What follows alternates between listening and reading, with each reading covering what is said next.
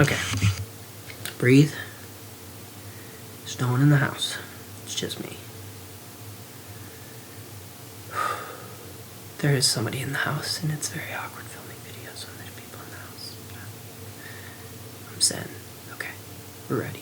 Hello and welcome back to the internet, I guess. Welcome to the internet. If you're new here, then just remember that Facebook tracks everything that you search, and Instagram will feed you ads for it. So, a little factoid that maybe you didn't know. Before I get started on today's topic, I just wanted to mention that I have a couple tracks that I'm working on, and I'm looking to release at least one of them by the end of June, early July, so keep an eye out for that. Yes, anyways, we'll get into today's topic. What I wanted to talk about today was the phrase, "It takes zero effort to be kind." I do not agree with the phrase, and let me explain. I've said this a lot to people that know me, but I'm not a nice person. I'm kind of a little bit of a jerk, if I'm being honest, and yeah, I have different, modes or whatever, like different moods and different whatever, but I would say that my general predisposition is to be kind of not a nice person. I'm just not hardwired that way. I'm the kind of person that'll put headphones in just to avoid talking to anybody in the room or just not have to acknowledge anybody in the room. But some people aren't like that. Some people are just naturally nice. They're the kind of people that will wave to you as you're walking by, or make eye contact with you as you're walking. That's not me. I keep my eyes down. I keep my eyes on the ground. But yeah, maybe it's taken me until this year to really acknowledge that fact. I think maybe before this year I would have agreed with the fact that oh yeah, it takes zero effort to be kind, because I thought oh, I'm an okay person, but really my disposition is not necessarily one of a nice person. So I do have to try to be nice. And over the course of the last couple years, or maybe just my whole life in general, there's been situations where I can look back at and be oh, I was really kind of in the wrong there,